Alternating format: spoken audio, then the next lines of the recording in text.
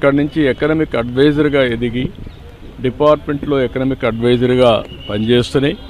ఆ తర్వాత మనం చూస్తే ఆయన ఆర్బీఐ గవర్నర్ కావడం, అదేవిధంగా డిప్యూటీ చైర్మన్ ప్లానింగ్ బోర్డు కావడం, యూజీసీ చైర్మన్ కావడం, ఇలాంటి అనేకమైనటువంటి ఉన్నతమైన పదవులు, అది పబ్లిక్ పాలసీ విషయంలో కావచ్చు, లేకుంటే ఎకనామిక్ పాలసీస్ కావచ్చు, ఇవన్నీ కూడా ఇన్వాల్వ్ అయ్యి ఫైనాన్స్ మినిస్టర్ అయ్యాడు. ఫైనాన్స్ మినిస్టర్ అయినప్పుడు ఈ దేశంలో మన కొత్త ఆర్థిక పరిస్థితి అందరూ చూశారు. ఆ రోజు మనకు కావాల్సినటువంటి ఇంపోర్ట్ చేసుకోవాలంటే ఫారిన్ ఎక్స్చేంజ్ లేని పరిస్థితిలో ఎకనామిక్ రిఫార్మ్స్ తీసుకొచ్చారు. ఒక దిశ నిర్దేశించారు. అదే కాకుండా దేశానికి దూరదృష్టితో ఎకనామిక్ రిఫార్మ్స్ తీసుకొచ్చి దానివల్ల ఈరోజు మనందరం మాట్లాడుకునే భారతదేశం గ్రేట్ నేషన్ అవుతుందంటే ఆ రోజు ఆయన తీసుకున్న రిఫార్మ్స్.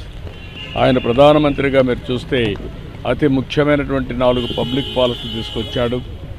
ఒకటి, ఆ రోజు ఆయన చేసింది ఎంప్లాయ్మెంట్ జనరేషన్ కోసం నరేగా తీసుకొచ్చారు. రైట్ టు ఇన్ఫర్మేషన్, ఈరోజు మనందరం కూడా ఇన్ఫర్మేషన్ ఏది కావాలో తీసుకుంటున్నామంటే ఆ రోజు రైట్ టు ఇన్ఫర్మేషన్ తీసుకొచ్చారు. రైట్ టు ఎడ్యుకేషన్, కంపల్సరీగా చదువుకోవాలి, ఆ విధంగా రైట్ టు ఎడ్యుకేషన్ తీసుకొచ్చారు.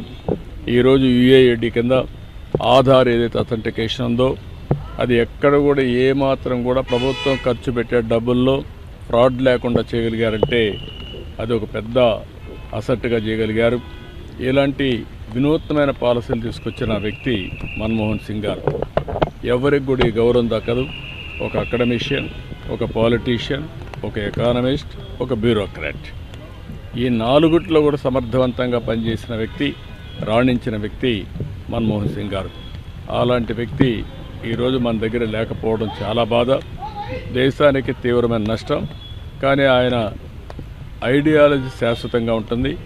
ఆయన ప్రారంభించిన రిఫార్మ్స్ శాశ్వతంగా ఉంటాయి. ఈ రిఫార్మ్స్ని ముందు తీసుకుపోవాల్సిన బాధ్యత ఈ దేశ ప్రజలందరిపైన ఉంటుంది.